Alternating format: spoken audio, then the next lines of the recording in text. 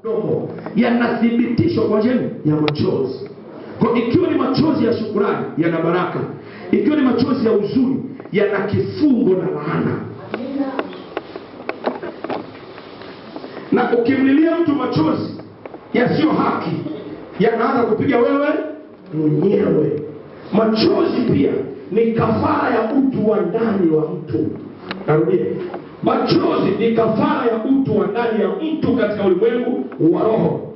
Ndio maana mtu akilia machozi ya furaha ya shukrani yanaambatana na moyo wa nini? Wa shukrani. Maana yake anachochea baraka wake na neema yake. Lakini mtu akilia machozi yaliyobeba husuda, kinachofuata anaambatana na roho ya husuda, mapigo, huzuni kwenye maisha yake. Lakini machozi hulipwa kwa machozi. The same, damu isiyo na hatia hulipwa kwa damu. Amen. Ndio Biblia inasema.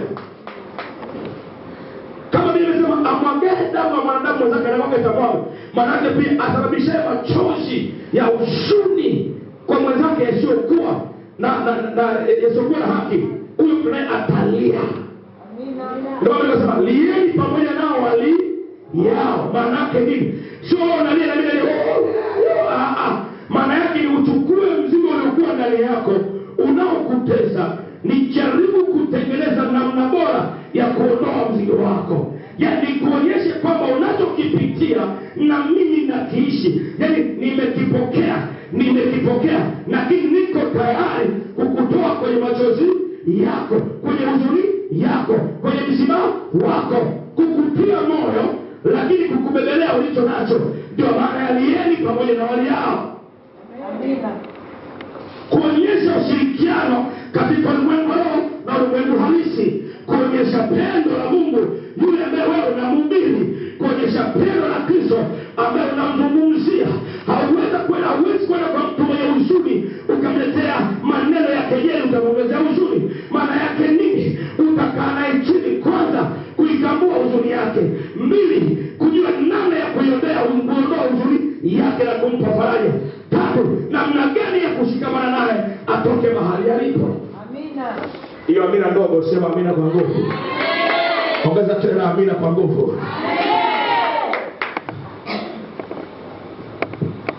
Ndio maana maandiko yanasema imani bila matendo imekufa. Bwana Yesu asifiwe. Haleluya. Haleluya. Kama kafara kwa ajili ya Bwana ndio viwango vya uchocheo wa nguvu ya kutisha na kumiliki na kuwa mwenye nguvu mahali popote ambapo unakwenda.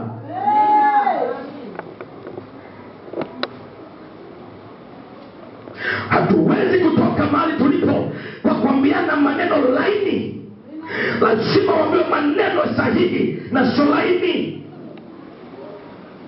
Ujifunze kutoa, ujifunze kujitoa kafara kwa ajili ya Bwana. Kuna wakati unajikuta una shida fulani, lakini Mungu anahitaji kitu fulani, fanya kwa ajili ya Bwana, kisha Bwana atafanya kwa ajili yako.